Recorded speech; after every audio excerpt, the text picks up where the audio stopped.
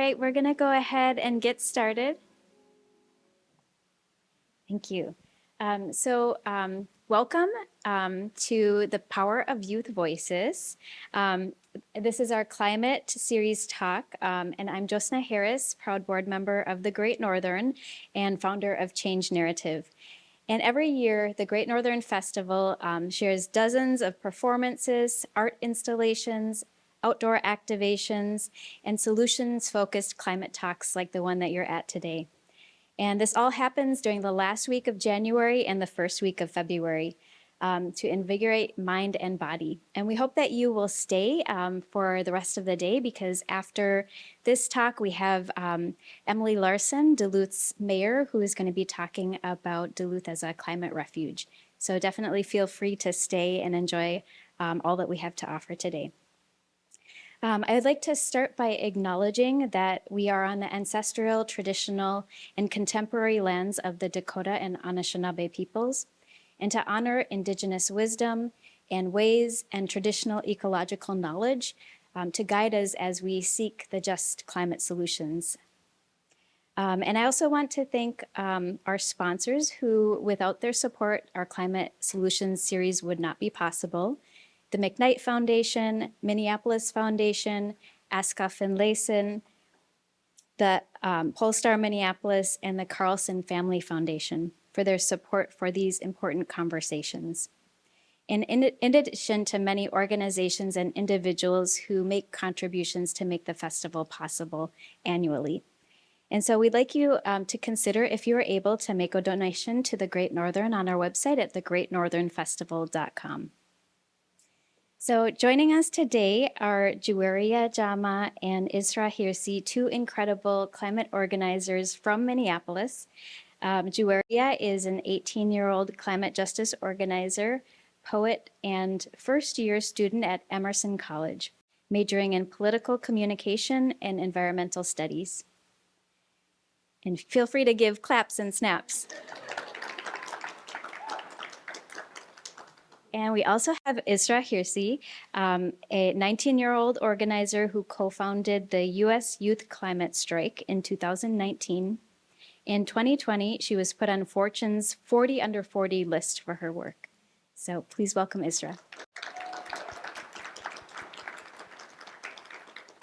So our format for today's panel is we'll start with an opening question, and then we'll have a discussion, but we want to invite you to think about your questions for Juwaria and Isra, and we'll have a portion towards the end where you will be able to ask your questions. So we'll take a few questions from the audience at that time. All right, so let's get started. Our first just opening question is, what does environmental justice mean to you? So Isra, if you want to start. Sure. I guess for me, when I think about environmental justice, I think about people. I think about my neighbors. I think about my community. I grew up in Cedar Riverside, spent most of my time just really at Riverside Park along the Mississippi, and didn't spend much time going hiking or engaging with the outdoors besides this urban park. And all I can really remember is thinking about how my neighbors are and thinking about how the world around us can truly impact every single person. And so I think it's just really important to me to view it in a very people-focused sense. Mm-hmm. Thank you. Yeah, much like Isra, I grew up here in North Minneapolis, and my climate journey started witnessing pollution and witnessing the asthma rates in my neighborhood. And so many times I saw people around me talk about the environment, talk about the boundary waters in Minnesota, but they wouldn't talk about the people like me, people in my community who are being affected by these issues. So for me, environmental justice is about surrounding and centering people and making sure that all people have access to the resources. And it's a very intersectional thing, which touches on housing, gender justice, and all of these issues that affect our upbringing and how we live. Yeah, thank you so much. That's amazing. Well, I know that when we were preparing for this call, we talked a little bit about environmental justice and the intersectionality of climate change. And one thing that I was really interested in hearing about was how you talked about youth being a frontline community was maybe too simplistic. And I'd love you to share more about what is a frontline community, and your view on if youth are a frontline community. Yeah, for sure. I think that this kind of just touches back to intersectionality as a whole. Young people are the most affected by climate change and by the climate crisis right now because it is not our future that is at stake, it is our present. But alongside that, you have to think about the specific communities that are affected. It's not just any young person that is more affected than others. It's young people who grew up in low income communities, young people who come from marginalized communities. That are even more so affected. Yeah. Yeah, I guess I also like think about recent situations like Cop City in Atlanta and how you know the class struggle and clashes with the environmental struggle, and you know how important it is people will do to defend something that they deserve, like a beautiful forest, greenery in such an urban city. So I'm not sure if everybody is familiar with Cop City and Atlanta, what has recently happened. I'm wondering if you could just give a very brief Yeah. explanation. Sure. So there is a beautiful urban forest in Atlanta that is currently being given to local police, state police, and surrounding police departments to basically create a neighborhood to where they practice rating people. Practice. It's a training facility for police, and it will create so many homes that nobody will get to live in, and devastate an entire forest that is one of the largest and also one of the blackest cities in America. So, in a lot of ways, this act of violence is not only racist, but it's also engaging in environmental racism, and it just showcases the intersections between the state, climate, and also just like our own identities. Yeah, thank you. So the title of our event is The Power of Youth Voice. So I want to ask you both what the power of youth voice means to you.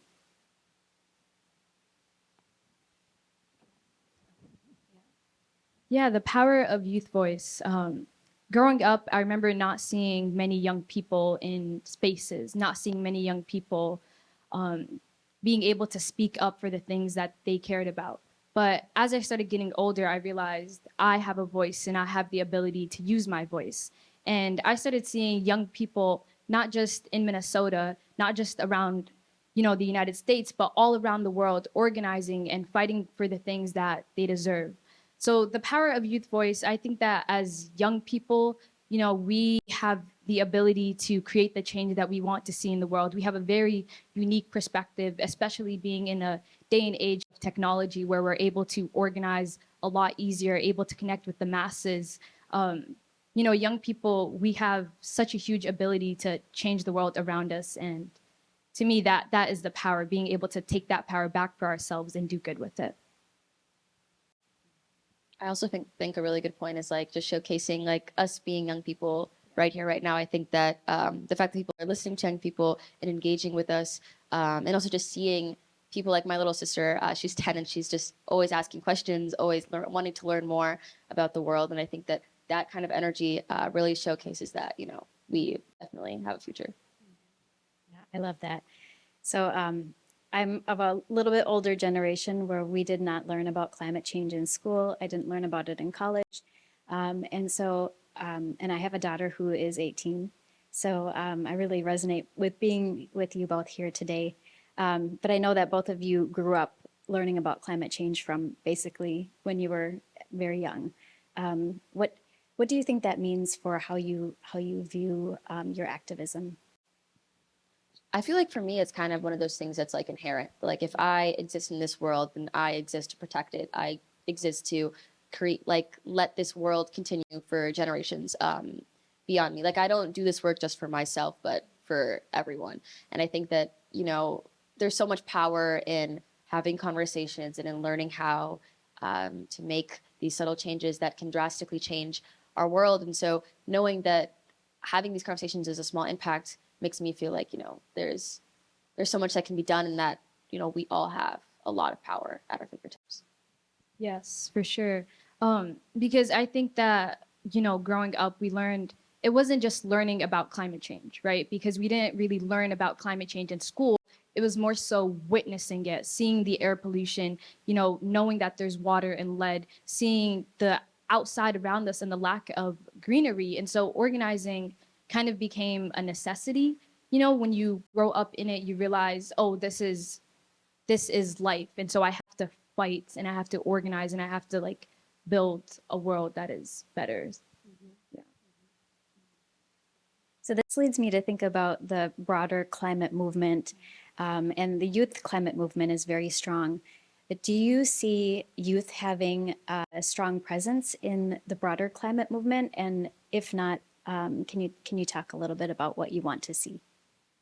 I think in a lot of ways that we definitely are prevalent in this community. I think like looking at the headlines, looking at the fact that climate is a conversation, I think showcases how much young people have done. However, I don't think that we're respected as much as we should be right now. I think that there's so many people who still doubt us or still think that like we don't know what we're talking about, as if this hasn't been our entire lives. And so getting adults or getting people of older generations to just understand the sadness that comes with existing in a world that may not be there in a few years.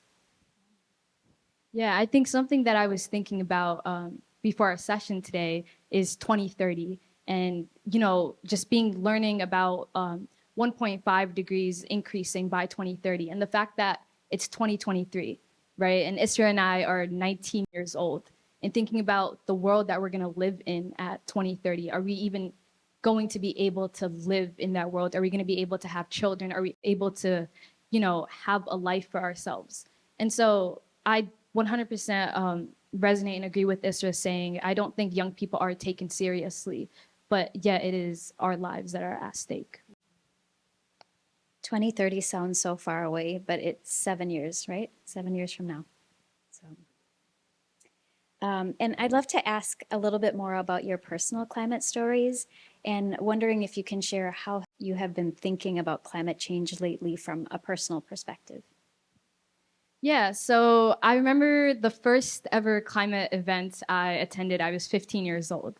And I remember being in a room where people were asking the question, what is your climate story? And everybody was sharing this story of, realizing environmental racism and realizing that climate change is a crisis. But I was sitting there thinking to myself, I don't have a climate story. And then I thought about my upbringing. I thought about my home in North Minneapolis. I thought about the air pollution. I thought about the highways. I thought about the factories next to me. And I realized the community that I grew up in, my Black neighborhood that I grew up in, we were being affected by air pollution. We were being affected by these incinerators. And the only reason people weren't taking us seriously was because we were a BIPOC, low-income community. And so that became my climate story. That became the central motivation to doing this work, to care for my community and build something for us.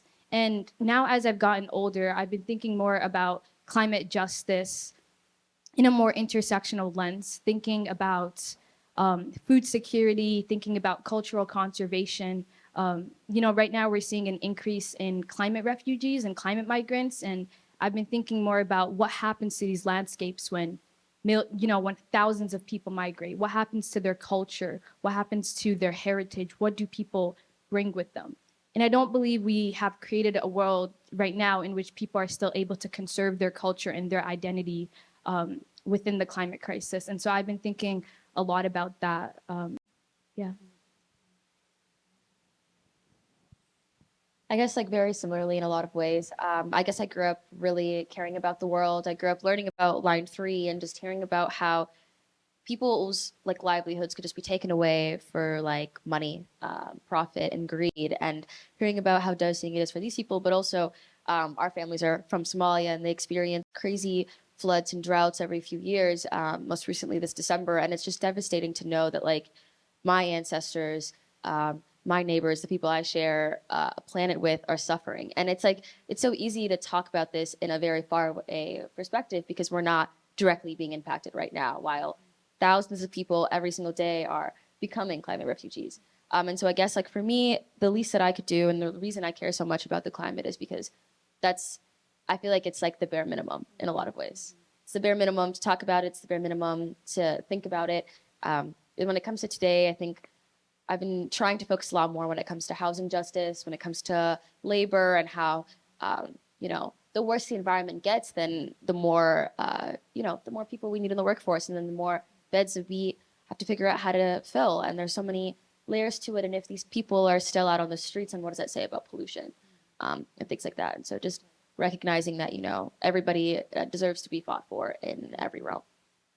Absolutely. We are all connected, and we all deserve to have our collective liberation. So I want to ask, I don't know if you all could tell, Juaria is a spoken word artist, which I could see coming out. But I want to ask about what the importance is of art in climate activism, and specifically youth art in activism. And if you have any specific examples to share, to share For those. sure. Yeah, I think Isra and I have talked a little bit about not being able to see ourselves within the climate movement. Growing up, our identities weren't being centered. And so for me, I found it really hard to connect by hearing people's speeches and hearing all of this political jargon. I couldn't see myself within, their stories. But I realized that through writing, through art, through poetry, that it is so much easier to connect with people. It is so much easier to get your ideas across, because art is for all of us. When you hear a poem and it resonates with you and you feel the rhythm, you dance to it, you nod to it. And I feel like that is what gets us all so interconnected. One of the craziest experiences of my life was during our 2019 global climate strike. And that was the first experience where I ever performed a spoken word poetry in front of, hundreds of people. And through that experience, I, was able to talk to so many people who told me that my poetry, these words, were able to get them to understand the importance of climate justice. It was able to meet them where they were at.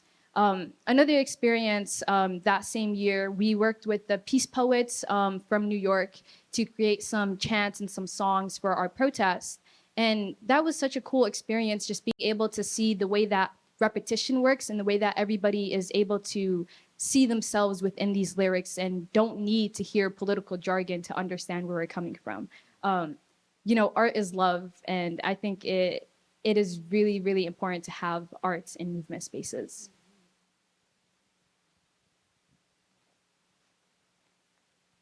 I wish I had more to say. I wish I was as much of an artist as you are. I mean, I 100% agree. I think that art is just so powerful, and I wish I could create words like you do. I think that it's an amazing skill to have, and I think that without art in our movements, there wouldn't be joy, and without joy, there wouldn't be movements. Yeah, I love that. Thank you. I'm also, another question that I have is, both of you are very comfortable, being up here, being, having a microphone and speaking. You've been speaking in front of public audiences for a long time. And I'm wondering, for youth who are in the room, or people who are connected to youth who also want to get involved and realize that they might have something to say, or that they could do this too, and they have power in their voice, what advice would you have for them? Honestly, I think that the best thing the best thing for me was just joining clubs or joining organizations in my community. I used to scour Facebook in middle school and in high school to find actions or to find organizations on issues that I cared about. I remember researching things going on, going to city council meetings, just really educating myself as to what's happening in my world, because without that, I don't think I would be able to have such nuanced thoughts on what's going on and how I can assist on doing better.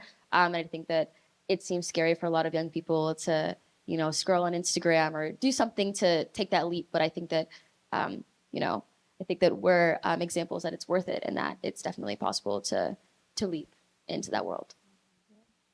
Yeah, showing up is important. If I didn't show up to something I saw on Instagram like 4 years ago, I don't think I would have the same knowledge or the same experiences now. And community is important.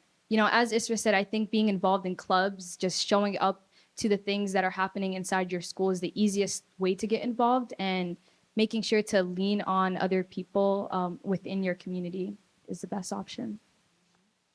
Thank you. And I want to ask, both of you kind of touched on this a little bit earlier about feeling a sadness or grief. And the research shows that most of us are feeling climate anxiety or grief with the climate crisis, and that those numbers do skew younger. So I'm wondering how you balance the grief with joy, and for young people, people in general who are dealing with anxiety or grief around how our climate is changing, what advice would you have for them? I recently heard Angela Davis speak, and she just had so much optimism and so much joy, despite the fact that a few days before she spoke, she had been denied from a school district of speaking because of her radical politics. And I think that somebody like her in her 70s who had already gone through so much turmoil and is disliked by many is still able to get outside and still fight and still talk. And all she says is, like, all you need is community. And I think that that is honestly the way that I stay balanced, is without the people in my life, without the sense of not feeling alone, I don't think that I would be able to still keep fighting, because I know that there is hopefully a rainbow on the other side. So. Yeah, I don't think I could say that better. I think it's so easy to fall into like climate doom and being like, oh my God, we're never going to be able to survive this. I think we've all found ourselves doing that at some point. But, just going back to community, I think that we organize out of love, right? We organize not just out of necessity, but out of love for our community, out of love for the people, out of love for wanting to see everybody blossom and everybody thrive within the world. And I think to me, that's the biggest driving factor. There's a lot of anxiety and a lot of grief that comes with it, especially when you add in policies and, trying to work on policies. But knowing that there are people all around the world that care about this issue, that are all fighting, and we're all leaning on each other, we all have this community, it reminds me of what I'm fighting for. And there's so much joy in that. Well, I feel energized just knowing that you two are in this fight and you're doing the work that you're doing. So thank you.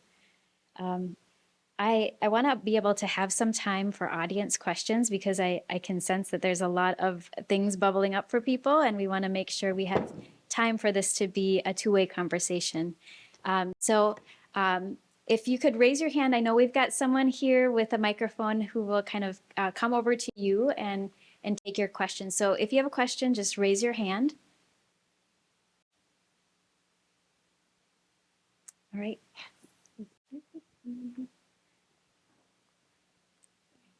So I've been listening to all these climate conversations that we've been having during the festival, and there have been multiple mentions of people who are in charge of big industries not caring until there is a youth voice that, maybe is their grandchild or their kid who's bringing it up to them. And it's infuriating that that's what it takes. But my question is, like, what is the message that you feel has resonated most with those folks in power of a different generation who may not be as inclined or as receptive to the climate message?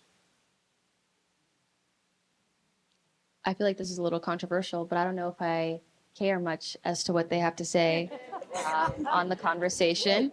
Like they had the time, and I feel like me in college, I shouldn't be thinking about whether or not my sister will be able to graduate high school. She graduates in 2030, so it's a little crazy to conceptualize that. And so it's like I don't really feel bad, and you've had all the facts laid in front of you. You've heard it all. You've seen it, and if you can still act so privileged and still act like this isn't happening, then I don't really want to have a conversation with you. Woo!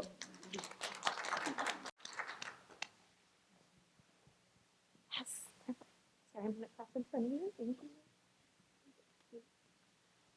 you. So you guys have talked a lot about community and the people around you that have helped support you in this journey along the way. And I'm curious, as somebody who is like a millennial with a kid, can you talk about the people in your life who were really influential in leading you down that journey, and kind of something that you would pass along?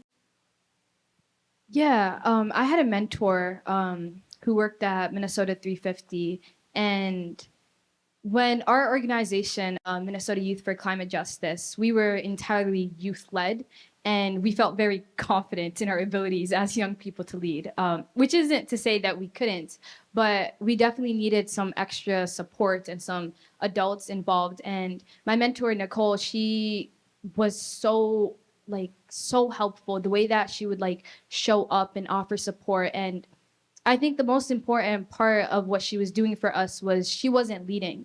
She would show up, she would ask us what was on our mind, we would talk, we would have these discussions, and then she would step back and allow us to lead. And then would come back with thoughts or suggestions and, would give us the support we needed to keep doing that work. And, that mentorship really helped us through our organizing and understanding like where we fell as young people. I guess for me, I would say definitely my parents. I grew up going, the first protest I went to was when I was like 5 years old outside of a homophobic church in Fargo, North Dakota. And we were just chanting outside, like, don't be transphobic. And I just feel like, having just growing up knowing that you care about so many people and that there's people to care about, I think has really made me give so much for the world and want to give back. And so I think without that introduction into what's going on in the world and also having my curious questions answered, I don't think I would have had the thoughts that I do now. Did you want to? Okay, yeah, I guess, with a lot of the time growing up in politics, my mother is Congresswoman Omar. I spent a lot of time learning and also just mourning. I think that seeing how much has changed and how much has happened in the past 7 years in this city, and seeing how little progress is made and yet so much, it's an interesting dichotomy to be in. Hi. We hear from people often who say that it's a privilege to care about, about sort of your personal actions in climate change because you have other things to worry about. So I was just wondering what you say to people who view it as like a sort of, elite thing to care about because you can't, afford to buy an electric car or whatever it might be. Obviously, that's an oversimplification, but what do you say to them sort of in the like aggregate, I guess, in a political context? And then when you meet people in a individual setting, what do you say to them? Yeah, I think I used to hear a lot of people talking about like individual actions, right? Going vegan or buying an electric car or riding a bike. And a lot of times individual actions are not intersectional. They don't meet people where they're at. But through organizing, through actually getting involved and showing up to meetings and showing up to protests, that's how you're showing your support and how you're actually able to make a difference. Okay, yeah. Yeah, I guess another thing, like bouncing off on that, is that it's like it's not us who have made this harm. It's not us that have, contributed as much emissions into our atmosphere. It is these large companies and these corporations. And so all I know is that like I can do whatever I can, but also it will never be enough until these people change something about their policies and how they run their companies. Because it's like even if I did get an electric car, how was that lithium battery sourced? There's so much to it that's like there isn't really a lot of ethical consumption, and it's really difficult to just I think the goal of everybody should just be to minimize all the harm that you can possibly do. But like, I think indigenous communities hunt way more effectively and sustainably than any factory could. So I think that is like enough. And we've got a question up here. Yeah.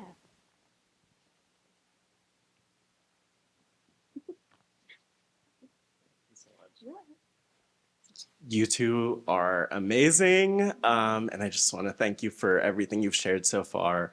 One thing I'm curious about as someone who's not from Minneapolis is sort of your view on like what the story of Minneapolis is when it comes to these issues of climate and climate solutions. Like what are folks doing well? What's not, what's the room for growth or what needs to be fixed? Just want to give you that space and hear from you.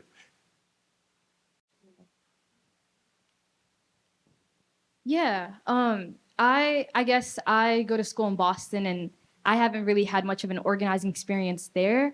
But here in Minneapolis, I think what I see that works really well is that people are involved. I see a lot of people who care about these issues and are involved. Where I think things fall short definitely has to do with policy. As I mentioned, there's this Herc incinerator that's in North Minneapolis, very close to where I live. And it's already past its expiration dates of 30 years, going on like 32 or 33 right now. And there are so many people who have been fighting against these commissioners to close down this incinerator. And, you know, there's so many, I think here in Minneapolis, you know, people see Minneapolis as a very liberal city. And we kind of pride ourselves on being progressive. But many of these people who are in power, who are Democrats, are not progressive. And it gets really hard to work on policy issues. And I think that's one of the biggest reasons why things like the Herc incinerator still exists, because our politicians here aren't doing a good job at serving us. I feel like that was enough, honestly. However, me and Joaria met January of 2019, so going on 4 years of friendship now. But we met at, what was it? This is the state capitol. Yeah, state capitol, while we were lobbying for a Green New Deal in the state legislature. And I think that that is very Minnesota, very Minneapolis, that sentence, you know, us at 15. And I think that that is also just like, I've never seen so many people so engaged in a place like this, whether that is like good engaged, bad engaged. It's just like, I've been to so many caucuses, so many conventions, and people actually come outside. It's really cool to see. And I don't think in all the places that I've been, I've never seen somewhere as energized as this place.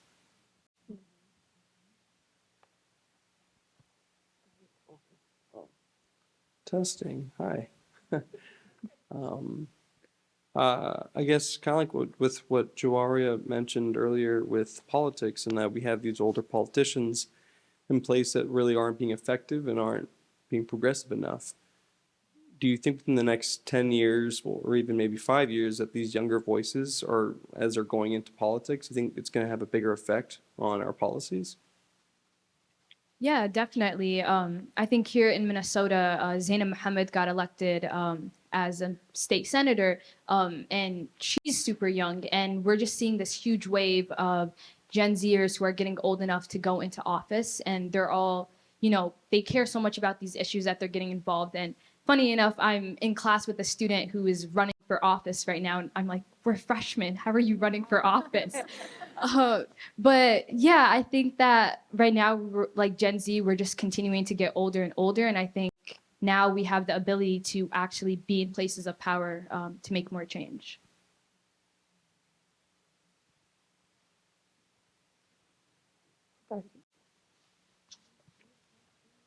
I'm 9 years old and I can't vote yet.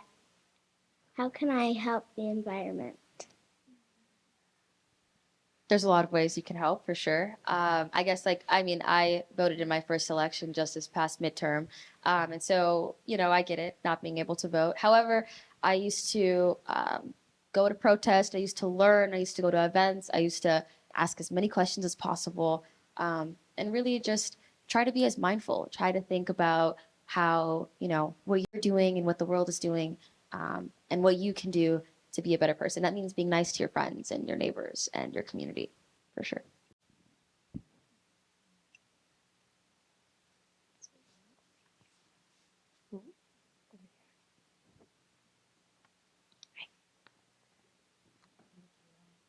I wanted to echo what Matt said. You both are fabulous and doing wonderful work.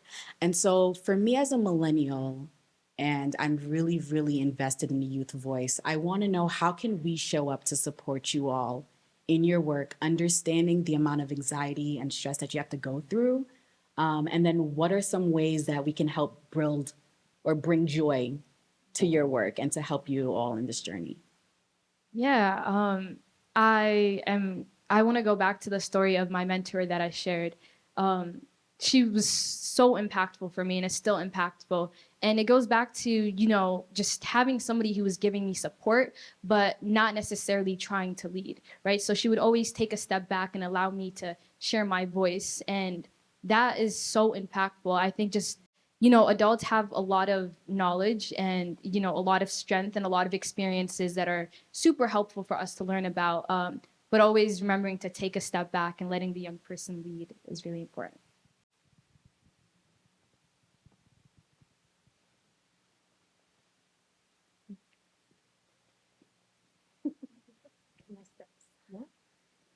Hey, I just want to thank you to all three of you actually as well for being here today. I'm a healing justice practitioner here in the Twin Cities, and I'm wondering how you see emotional healing and sustainable self-care as a part of climate justice. And then secondly, kind of on the heels of that, how can adults support youth in creating spaces for mental recovery? I think first of all, just kind of giving yourself grace. I feel like I ran on fumes of like 3 years of not taking a single break, and it, really crashed hard. And I think that just remembering that like you are also a human being and you cannot do everything. You cannot save the world. And I think remembering and reminding yourself of that, I think is the best self-care you can do in kind of a work like this. Like, the weight is so big and you feel like, it's crushing you, but you also have to remember you're not the only one being crushed.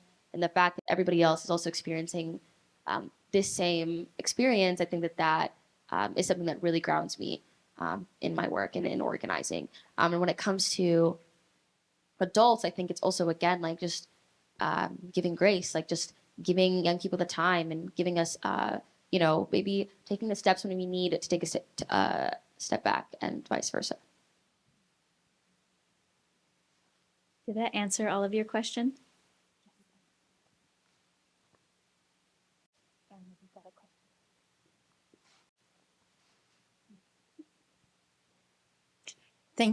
Many thanks to the three of you. You've done just a great job expressing a lot of great information.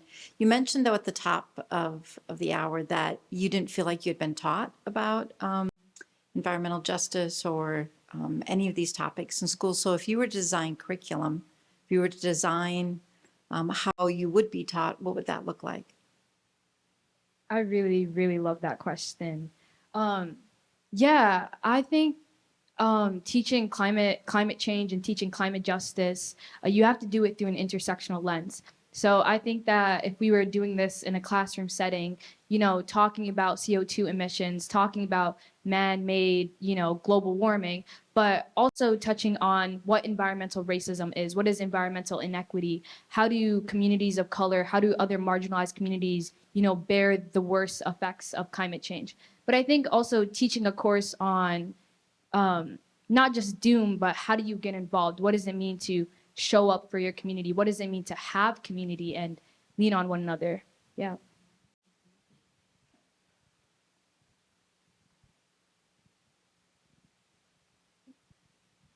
Hi, thank you so much for everything you've said here today. I have a question, I guess, related to how you have conversations with young people who maybe just aren't necessarily plugged in, whether it's, the family they're from or the community they're in, and they just aren't really sure how to even approach topics like this.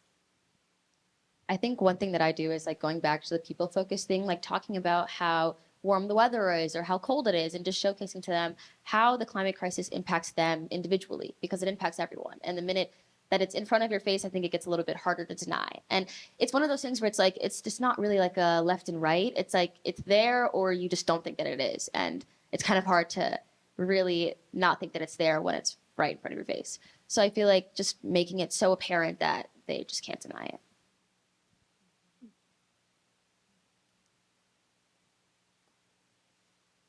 I want to ask a question. So I know both of you are, from Minneapolis, but now you live on the East Coast going to school. And I'm wondering if you have noticed any differences between living here and there and what those might be. One, there's no good snow, and it's just really not as cold, and I really like the cold, so it's a little bit sad. It's rainy, it's gray. Yeah, I don't appreciate the East Coast weather. Well, welcome back. Oh, who could know public transport could be so good? Oh my God. Yeah, and it is very warm. When I came here, I left 45 degrees weather and it was 0. So, yeah. Yeah, no, my hair froze this morning. That hasn't happened in over a year, so. And you both talked about the importance of community being around you. Have you been able to find that where you are now? I mean, I would say so. I mean, I'm obviously a school grade above Joaria, so it's like I kind of had a little bit more time. But I found a community of people who are like-minded. I think that it's so nice being able to find a bubble within another bubble, kind of like what Minneapolis feels like to me. And so being able to organize and also just being a part of such a large community like New York, I feel like I just have like a responsibility to do whatever I can to minimize the harm of even attending school in a place like New York. And so just really, it's just so nice to be able to find people who can relate and understand that there's so much that we can do. Yeah, I'm like 5 months in, so I'm still looking, but I definitely would say that I have found a sense of community at my school, and I'm very curious and open to figuring out what community looks like outside of or in the greater Boston area. And I don't know about you all, but a burning question for me is what do you think that your role will continue to be, or a way that you would like to see your leadership in the future? Would you run for office? No. Well, I mean, I won't be. However, I think that the way that I think about it is like, we'll see, grad school's expensive. That's the first thing. But I'm a sociology major, which means I can go anywhere. But the one thing that I really want to do is just, do whatever I can again to help the world. And hopefully that makes me some kind of money. But also just like not only working that 9 to 5, but also doing everything that I can to engage in mutual aid. I don't see myself taking on a leadership position forever. I don't think that I honestly deserve it. I think that, it's really, for me, it's just a privilege to be in this space and to be able to engage with all these people. And I just want to continue doing that. I think that having the privilege of being here right now is amazing, but it's also eventually time to pass the torch.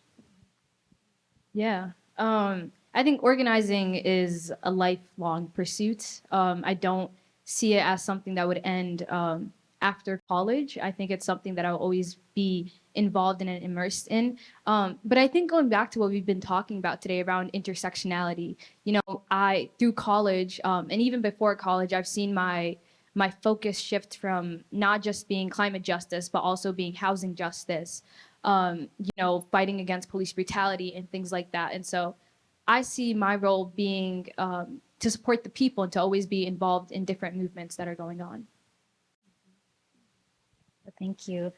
I'd like to ask if there are any more questions from the audience, and then we're going to ask Juwaria and Isra to share with us some ways that we can all get involved in centering youth in climate work. Got a question? Hi, Isra, I saw you speak. I want to say it was like 2018 or 2019 on a panel. And having had COVID in the time in between, how has your perspective changed from maybe 4 years ago to now in this work? I think if anything, I kind of just understand that like I'm not an individual, like I don't matter in the grand scheme of things. And I think that it's so, especially like experiencing COVID and experiencing everybody going through a horrible time at the same time, I think I just realized like I'm one of everyone. And so taking that step back and just realizing that like opportunities like these are amazing, but this is not what the work is about. This is not why, I do what I do or why I care so much. And so if anything, I've just learned to just do more. Yeah.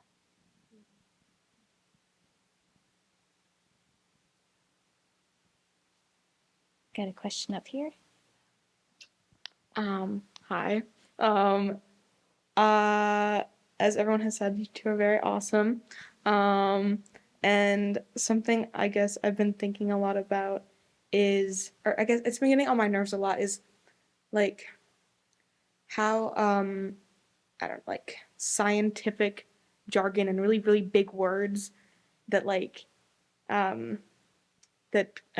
politicians use to talk about like climate change and all the things that are happening in our world that we're experiencing firsthand, but like don't necessarily have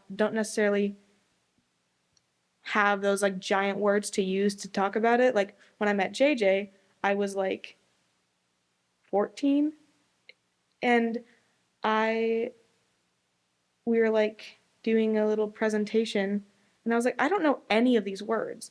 And it made me, and like recently I don't know, been thinking about how, I don't know, inaccessible climate conversations can be. Not this one, not this one, not this one, but when politicians are talking about it, and like, I guess, how have you experienced that, I guess, as a barrier, and how do you navigate that barrier? Because personally, I just find myself feeling really stupid sometimes, and I'm like, this is kind of not helpful for like anything. So yeah, that is my question to both of you. Yeah, I would say that it is very intentional. The way that politicians or the way that people in office communicate is very intentional. It's designed in a way to not allow us to understand what any of it means. And when people don't understand what things mean, they don't have an ability to get involved. And I think that just like through organizing, we've also experienced that, trying to work with policymakers and reading these bills that say things, and we're like, what does any of this mean? We know what we're fighting for, but the system has been intentionally set up that way to keep us out of it. And so, I think it is unfair that it's built that way, but I think always just like researching more, talking to the people around us, leaning on the adults, I think that those always help with understanding and gaining better knowledge. Also, I think just asking questions, like you should never feel embarrassed to ask questions. I think that questions are good and eventually somebody will answer you. It was a very thoughtful question and a beautiful answers. And I always think of our elected officials. They work for us. So if we don't understand something, then we have every right to say, I need you to break that down for me.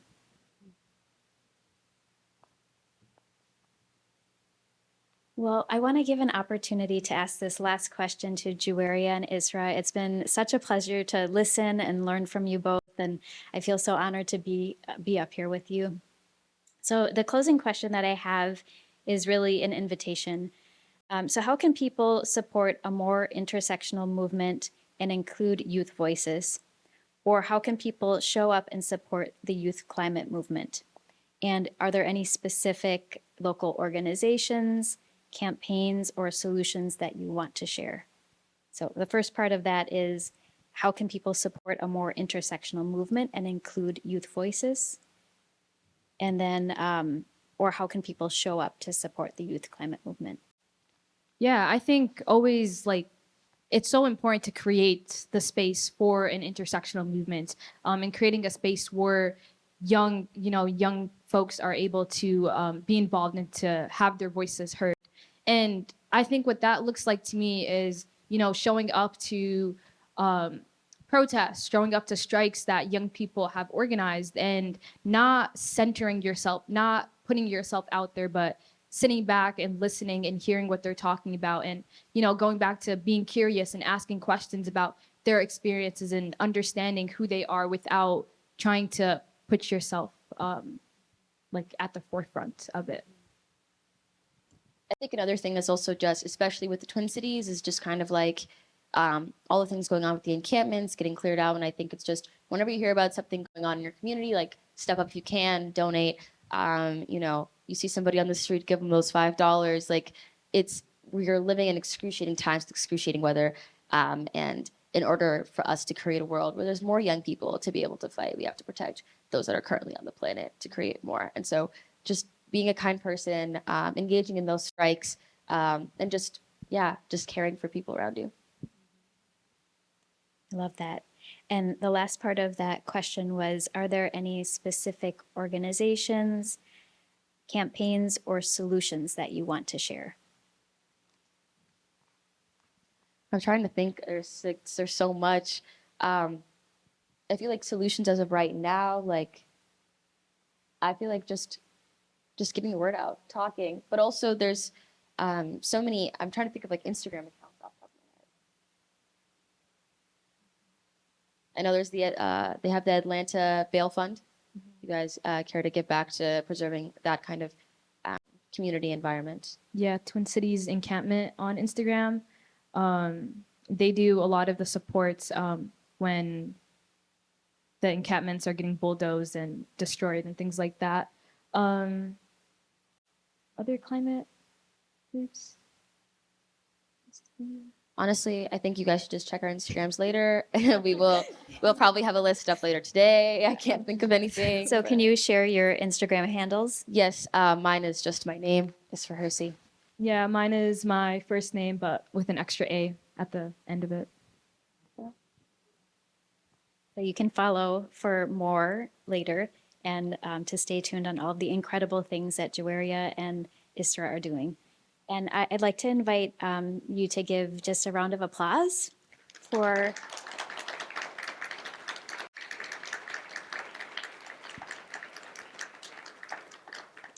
and sometimes the great thing about hearing from a panel is that you leave feeling inspired. But sometimes the downside to a panel is that you feel like, oh, that could never be me. So we hope that you feel charged and energized by what you've heard, that you absolutely have a power in your voice as well, and definitely stay connected and learn more about how you can get involved. Thank you. Yeah.